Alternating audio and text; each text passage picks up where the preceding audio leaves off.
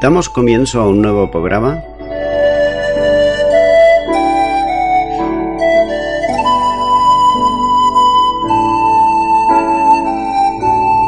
Servidores de Dios. Quien te habla es Manuel Cornejo.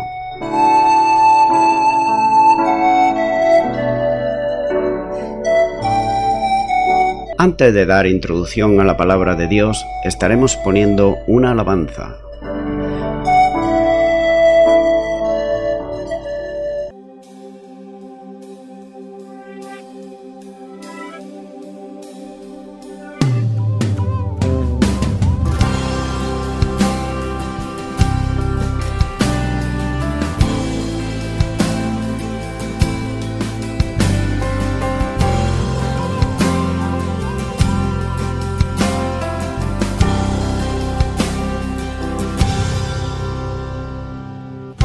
Ciertamente el bien y la misericordia me seguirán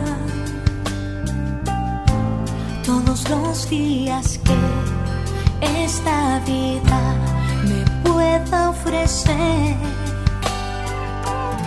No importa dónde yo esté, donde me pueda mover, allí adoraré y Él mostrará su poder. Yo me alegraré y cantaré de su gloria sin fin. Dios piensa en mí, Él va delante de mí y luego más atrás me seguirán su poder y su bondad guardándome.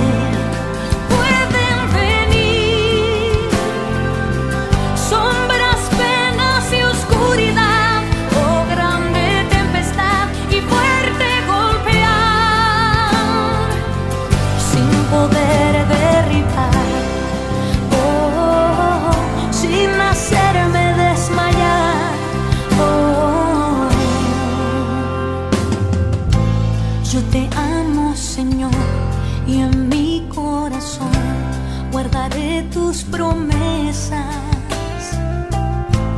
tú conoces mi mañana y piensas en mí antes que yo lo hiciera.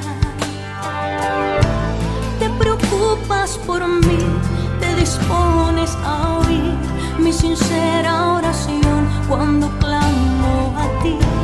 Yo me alegraré y cantaré de su gloria sin fin. Dios piensa en mí, Él va delante de mí y luego más atrás me seguirán su poder y su bondad guardándome. Pueden venir sombras, penas y oscuridad, oh grande tempestad y fuerte golpear, sin poder derribar, oh, sin hacerme desmayar, oh.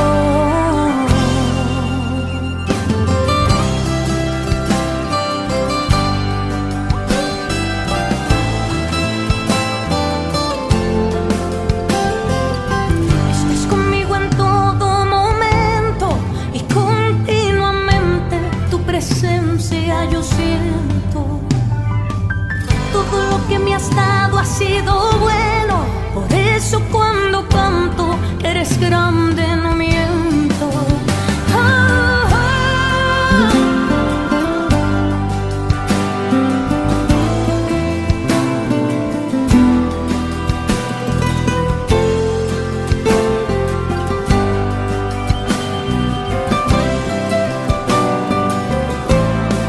Pueden venir sombras, penas y oscuridad, oh grande tempestad.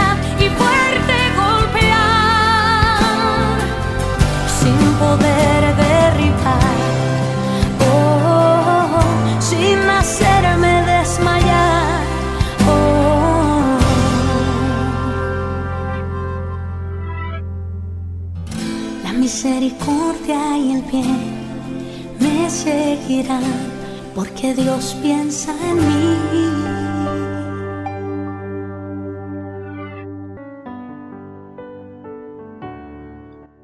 Y ya de nuevo, tras la pausa musical, estoy con todos ustedes. Estaré compartiendo la palabra de Dios, la Biblia, y lo voy a estar haciendo de una manera expositiva, versículo a versículo. En esta ocasión será en Hechos de los Apóstoles, capítulo 26 y versículo 10, donde dice: lo cual también hice en Jerusalén. Yo encerré en cárceles a muchos de los santos, habiendo recibido poderes de los principales sacerdotes, y cuando los mataron, yo di mi voto. He aquí una franca confesión acerca de su antigua vida, cómo Pablo persiguió a los seguidores de Cristo. Después de la muerte de Esteban, Pablo persiguió a los residentes en Jerusalén, aquellos que habían creído en Cristo Jesús. Y además iba de casa en casa y arrastrando fuera tanto a hombres como a mujeres, y lo encerraba en prisión, tal y como dice el capítulo 8 y versículo 3. Nótese que identifica a sus víctimas como santos. Al usar este término explícito, el experseguidor no solo admite abiertamente que causó daño a gente inocente, sino que les concede el atributo de santidad. En otros lugares dice Lucas de Pablo que arrastraba a hombres y a mujeres y los metía en la cárcel. La obsesión de Pablo lo había enceguecido. No respetaba ni a hombres ni a mujeres. Sin hacer ninguna clase de distinción, encarcelaba a todo aquel que fuese cristiano o cristiana. Y además, estaba presente en los juicios de ellos. Confiesa que incluso él dio su voto para que lo ejecutaran. Cuando él dice, yo di mi voto, literalmente se refiere a yo tiré mi piedrecita, una referencia a la costumbre antigua de votar con el uso de piedras de diferentes colores. Este versículo también puede indicar que Pablo había sido antes un miembro del Sanedrín. A pesar que los judíos no tenían el derecho de administrar la pena de muerte, tal y como dice en el Evangelio de Juan, capítulo 18 y versículo 31, donde dice: entonces les dijo Pilato, tomadle vosotros y juzgadle según vuestra ley. Y los judíos le dijeron, a nosotros no está permitido dar muerte a nadie. Por la información que nos provee Lucas, aquí en Hechos de los Apóstoles, se puede saber de una sola persona a quien los judíos apedrearon hasta la muerte, a saber, Esteban. Y quizás Pablo tenga en mente este primer martirio. Pero en los revueltos días de los años 36 después de Cristo, último del periodo de Poncio Pilato y cuando fue llamado a Roma, los judíos no solo continuaron sus ataques a los cristianos, sino que aún ejecutaron a algunos de ellos, tal y como nos dice también aquí en Hechos de los Apóstoles, capítulo 22 y versículo 4. Aunque no se sabe qué tipo de muerte se le aplicó a estos cristianos. Por otro lado, casi no se sabe nada acerca del proceso de nombrar nuevos miembros del Sanedrín, aunque algunos comentaristas bíblicos dicen que la única prueba para elegir a un candidato era su conocimiento rabínico. Pero pareciera que la edad también era un factor, porque Pablo es descrito como un joven cuando hace referencia a la muerte de Esteban, en el capítulo 7 y versículo 58.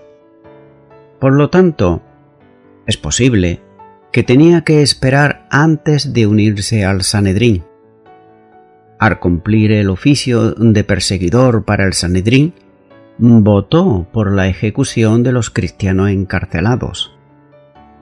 Continúo ahora con el versículo 11, donde dice: y muchas veces, castigándolos, en todas las sinagogas los forcé a blasfemar, y enfurecido sobremanera contra ellos los perseguí hasta en las ciudades extranjeras. El punto que trata de destacar en su discurso ante el rey Agripa es que él, Pablo, fue uno de los judíos más celosos que sirvió al cuerpo gobernante, el Sanedrín en Jerusalén. En tal capacidad, ayudó a las fuerzas que se oponían al crecimiento del cristianismo, persiguiendo a los que se adherían a esa fe, ya fuese hombres como fuesen mujeres. Hay que tener en cuenta que los cristianos eran parte de las sinagogas locales. Así, de esta manera, Pablo pudo echar mano fácilmente de ellos y hacerlos juzgar y castigar por las cortes judiciales de esas mismas sinagogas.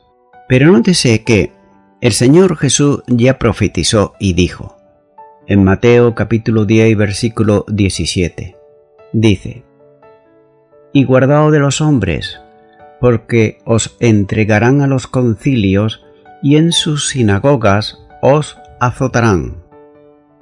Cuando los cristianos no se reunían para adorar en la sinagoga, él iba por las casas y los arrastraba hasta la corte.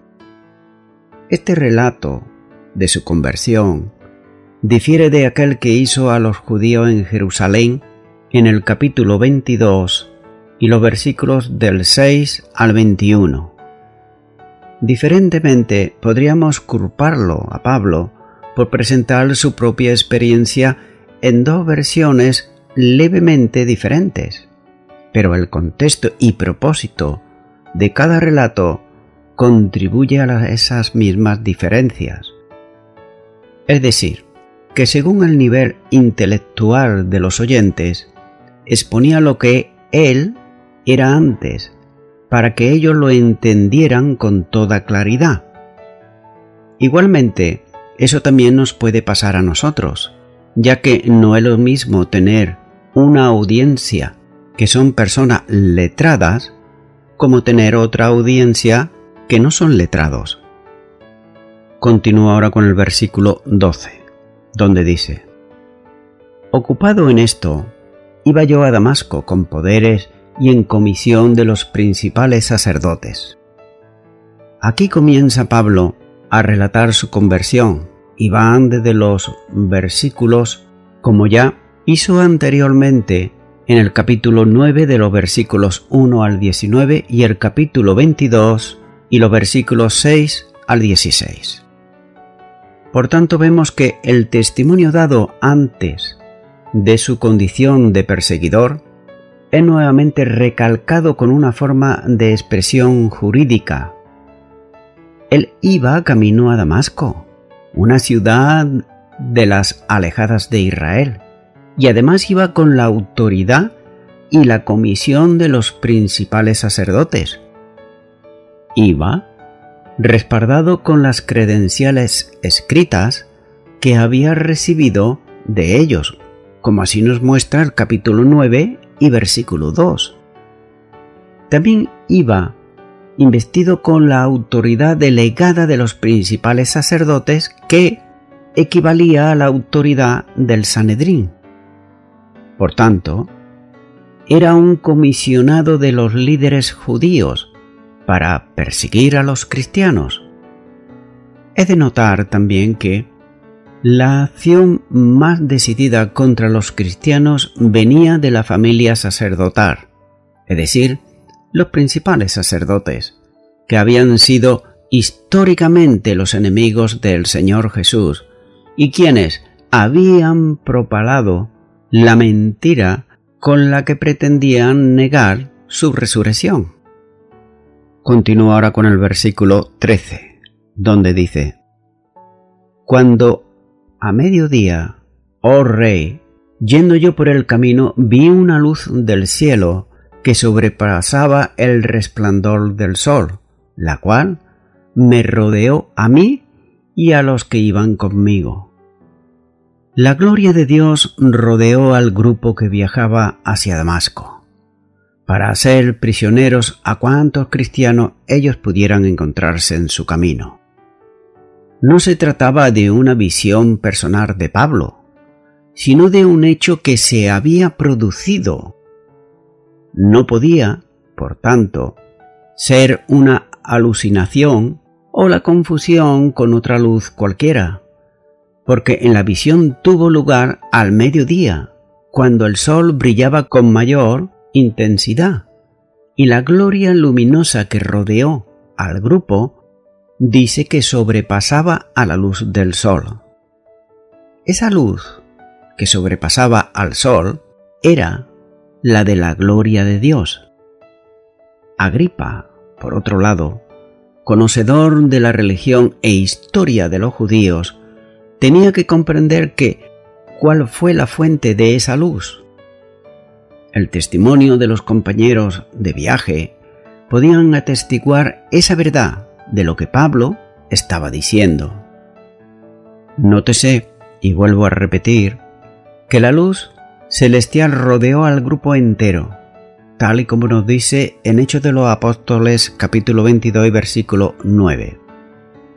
Pero también algo semejante había ocurrido en Belén con los pastores, cuando tuvo lugar el nacimiento del Señor Jesús, como así nos dice el Evangelio de Lucas capítulo 2 y versículo 9.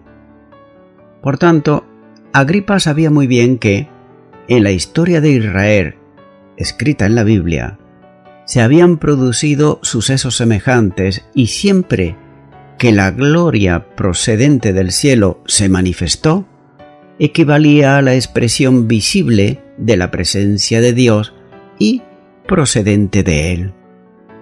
Continuará con el versículo 14, donde dice: Y habiendo caído todos nosotros en tierra, oí una voz que me hablaba y decía, en lengua hebrea: Saulo, Saulo, ¿por qué me persigues? Dura cosa te es dar coces contra el aguijón. La gloria de la luz divina fue acompañada del efecto propio de la presencia de Dios, de manera que todo el grupo cayó a tierra. Pero también algo semejante ocurrió con los que custodiaban la tumba del Señor Jesús, como así nos muestra en el Evangelio de Mateo capítulo 28 y versículo 4, donde dice: Y de miedo de él los guardas temblaron y se quedaron como muertos. Y también los que vinieron a prenderle en Gesemaní, como nos dice el Evangelio de Juan capítulo 18 y versículo 6, donde dice: Cuando les dijo, Yo soy, retrocedieron y cayeron a tierra. Por otro lado, hay una divergencia con los otros relatos de este acontecimiento, como dice en Hechos de los Apóstoles capítulo 9 versículo 4 y capítulo 22 versículo 7 y Evangelio de Juan capítulo 18 y versículo 6. En los otros dos se dice que el que cayó a tierra era Pablo. El hecho de que en ocasiones se haga alusión directa a la caída de uno de ellos no significa discrepancia. Con toda seguridad, el grupo entero rodeado del esplendor celestial cayó a tierra, pero el afectado por el suceso fue Pablo, que quedó postrado en tierra y además fue él, solamente él, quien oyó la voz celestial que hablaba con él. El mensaje no era por tanto para todos, sino para él, para Pablo, que lideraba el grupo y era el encarnizado perseguidor de la iglesia. Sigue diciendo este versículo: y decía en lengua hebrea.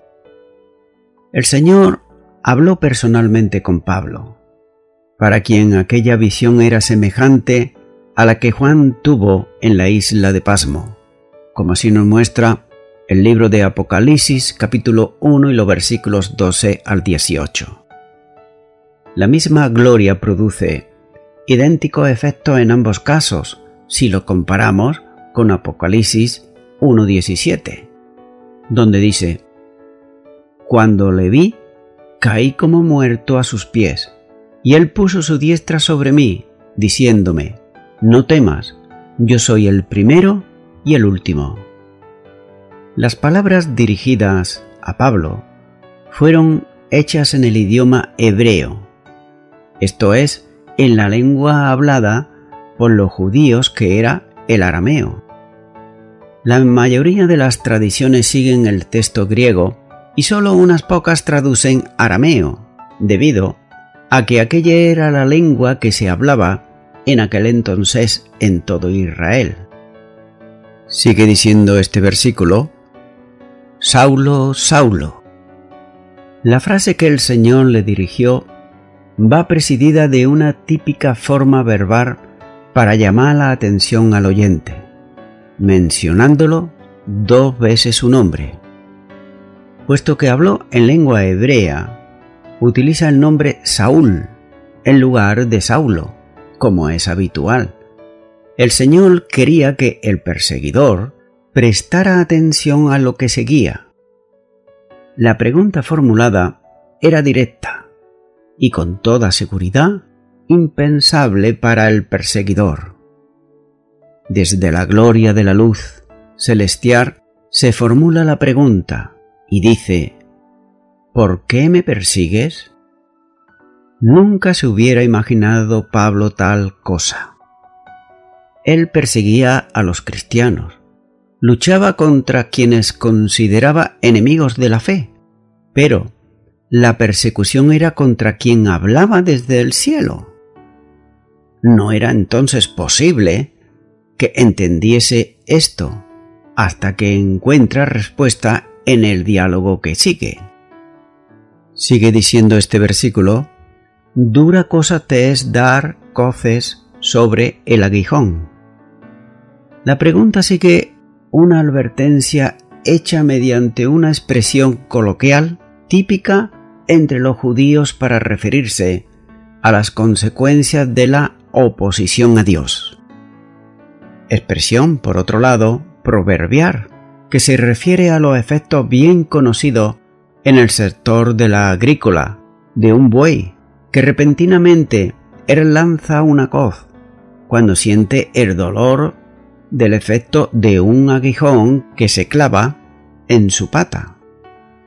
En cierta medida, la acción contraria del animal al servir a su dueño le llevará a experimentar dolor, de manera que los esfuerzos del perseguidor contra la Iglesia resultaban para él dolorosa.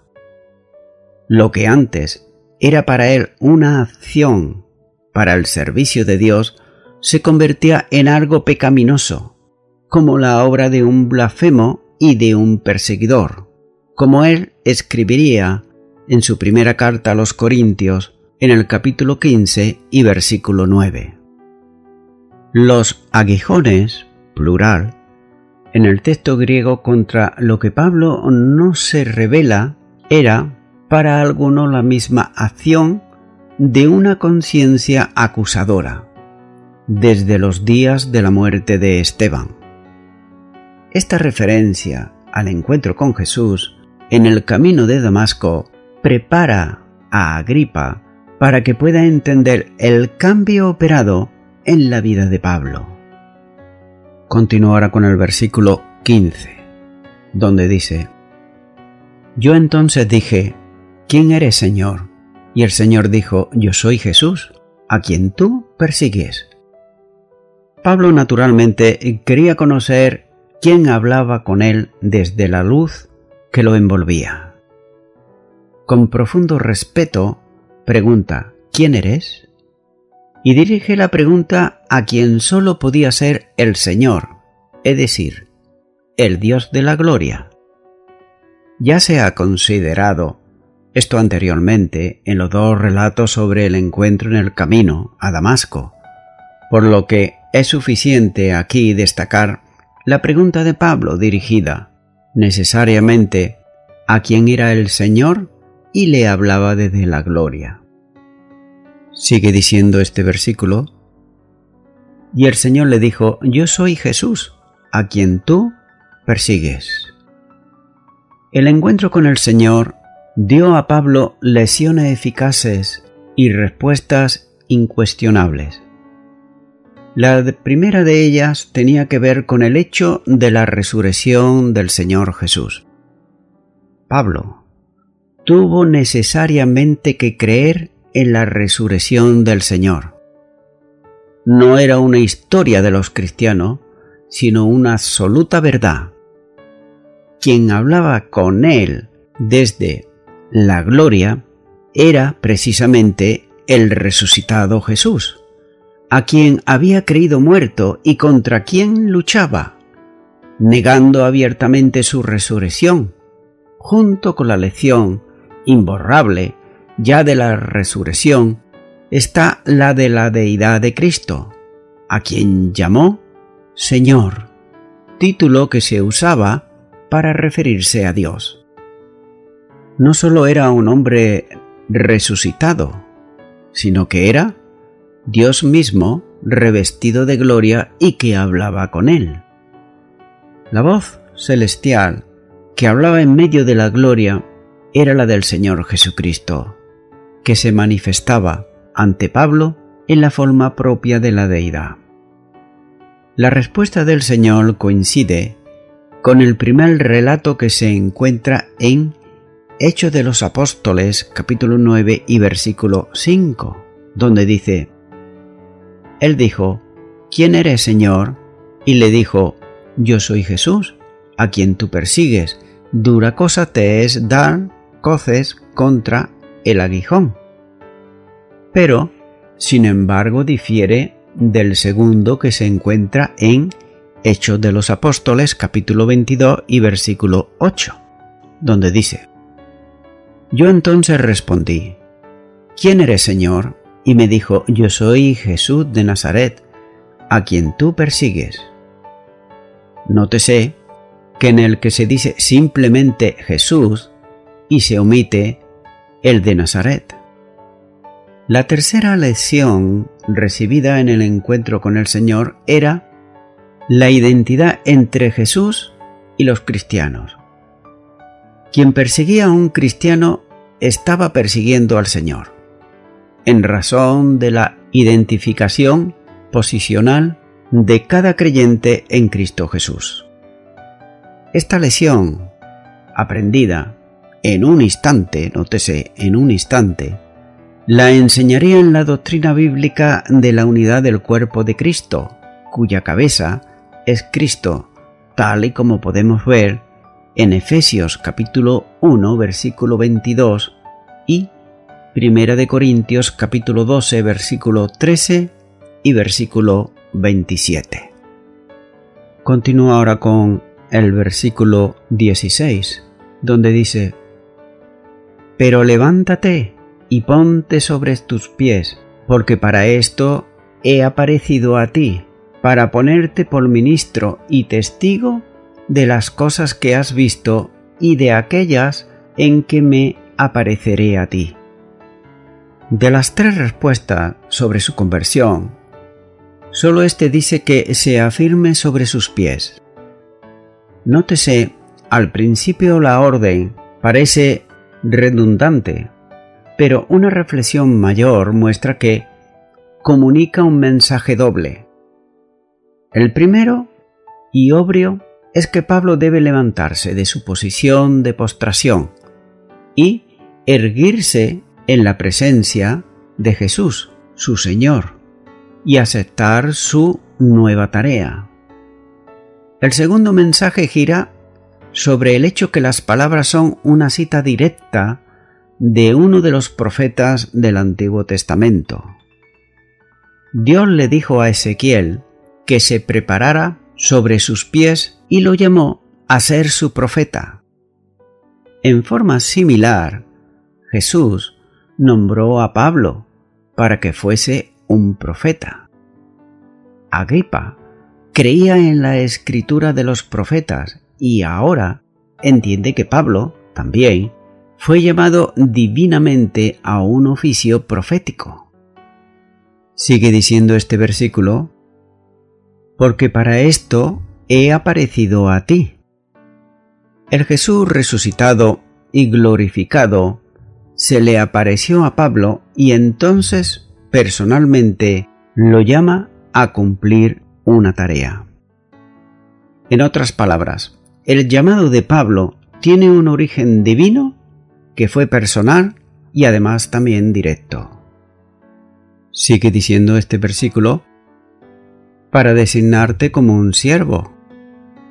En los primeros dos relatos de su conversión, Jesús le dice que entre en la ciudad de Damasco, donde se le dirá lo que tenga que hacer, como dice Hechos de los Apóstoles capítulo 9, versículo 6 y capítulo 22, versículo 10. Aquí, sin embargo, Jesús muestra el propósito de aparecérsele para designarle como un siervo y testigo.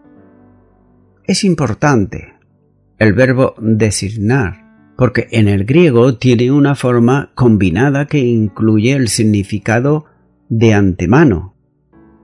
Es decir, Dios apartó a Pablo antes de su nacimiento para la tarea de predicar el Evangelio, como vemos en Hechos de los Apóstoles capítulo 22 y versículo 14, y también en la carta a los Gálatas capítulo 1 y versículo 15.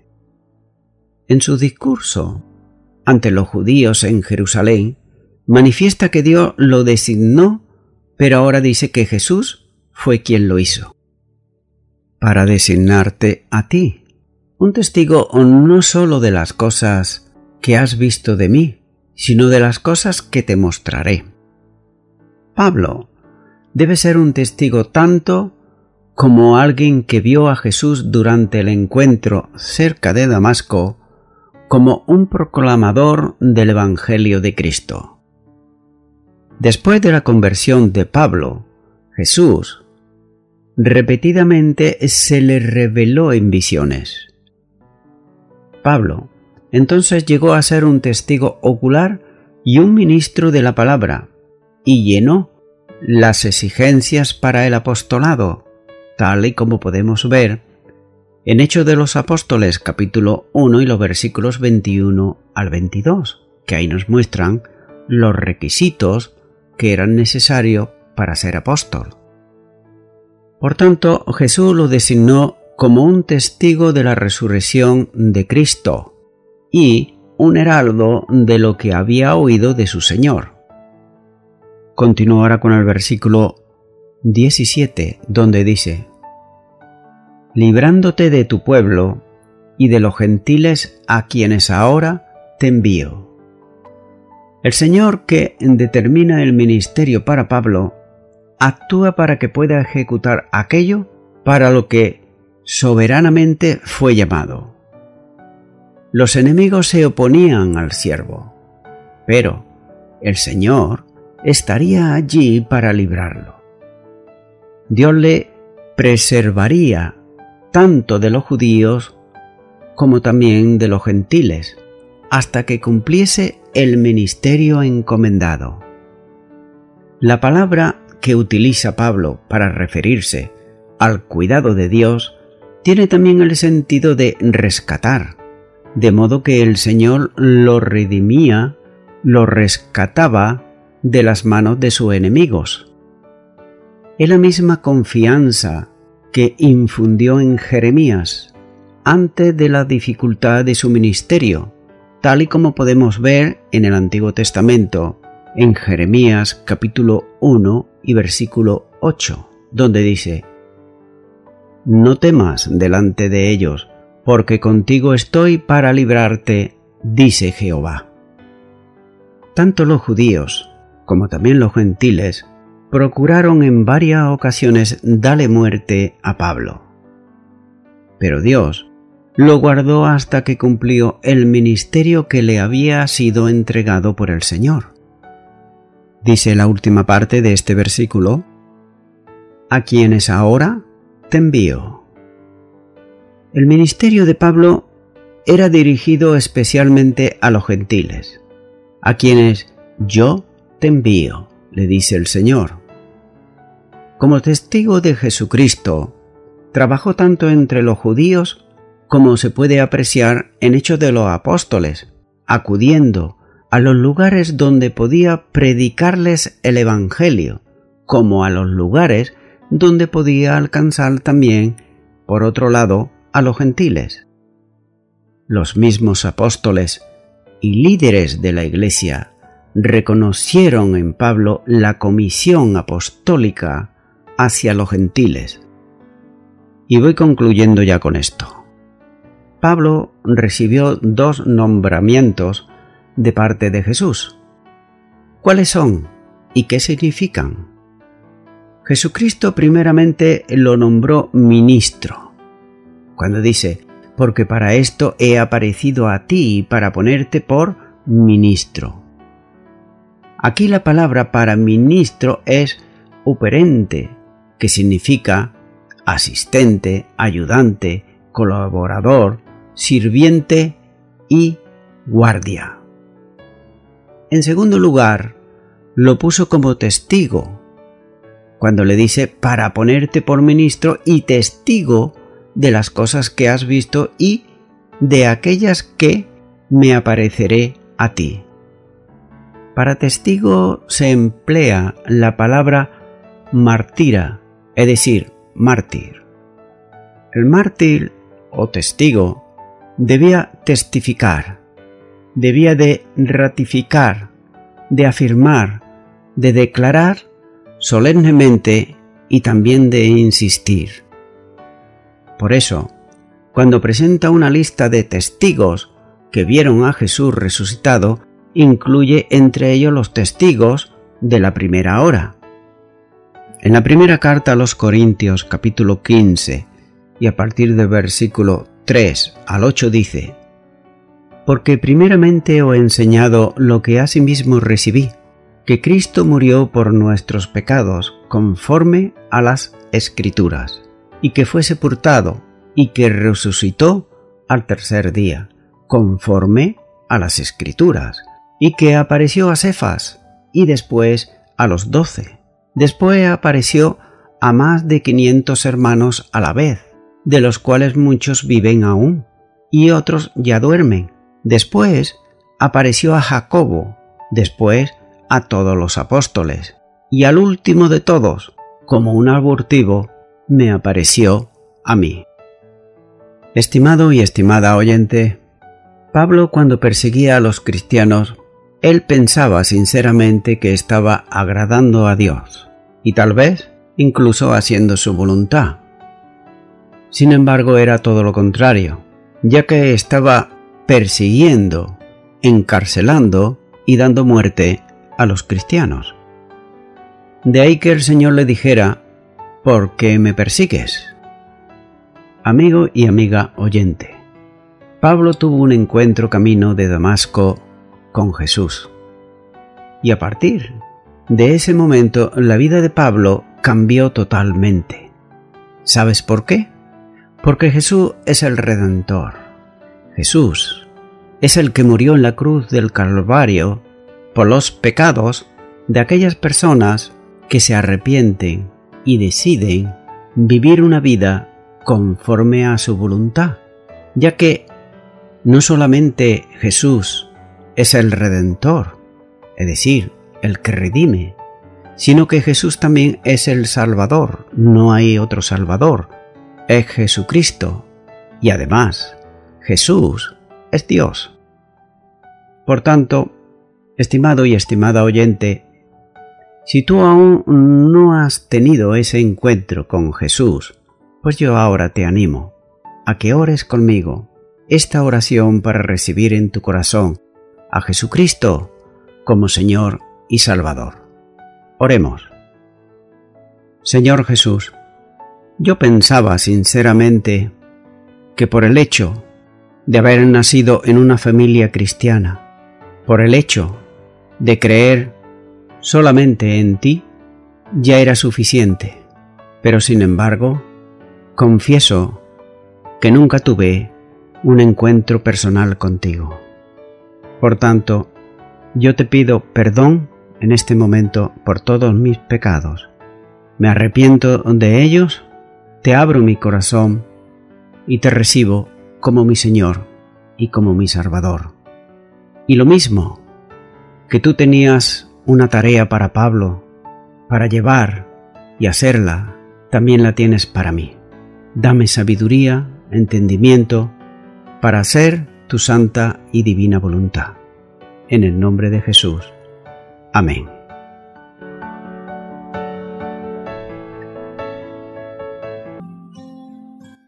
Amigo y amiga oyente, si tú has hecho esta oración de todo tu corazón, te recomiendo que comiences en primer lugar a orar a Dios en el nombre de Jesucristo. Orar a Dios no es rezar, sino que es hablar con una persona. También te recomiendo que leas la palabra de Dios. Comienza por los evangelios si no lo has hecho nunca. Y también te recomiendo que para que puedas crecer espiritualmente, te congregues en una iglesia cristiana evangélica donde se predique, se enseñe y se practique la sana doctrina y la palabra de Dios. Congrégate ahí y con el tiempo crecerás espiritualmente y podrás servir al Señor Jesucristo. Que Dios te bendiga. Y a toda la audiencia, nuevamente ya me estoy despidiendo de todos ustedes y será hasta el próximo programa. Que Dios os bendiga a todos.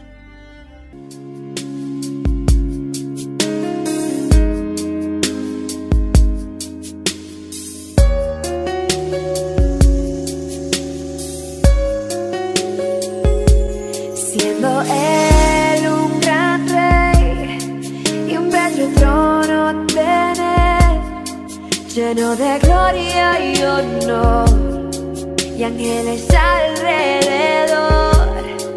Aún así se humilló, no le importó mi condición, de su poder me llenó cuando le abrí mi corazón.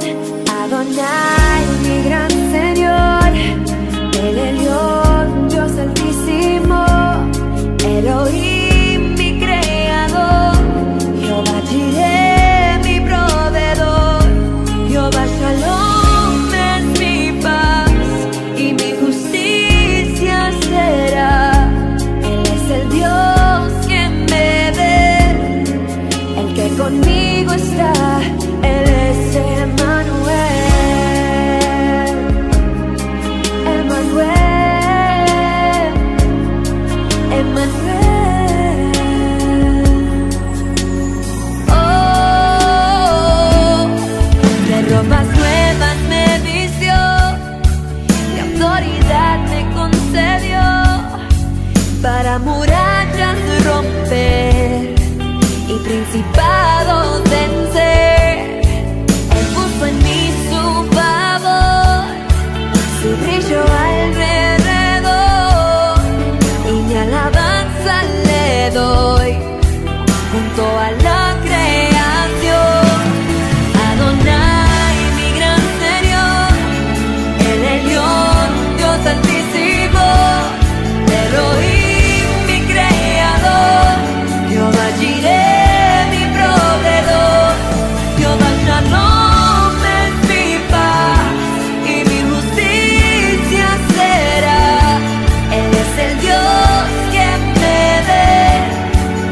Que conmigo está, Él es Emmanuel.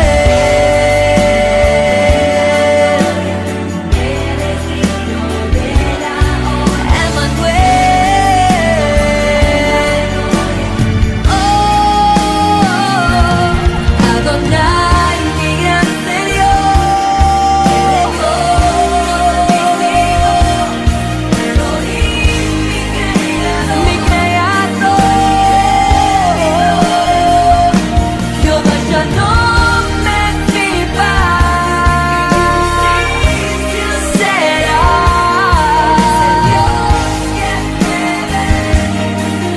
Que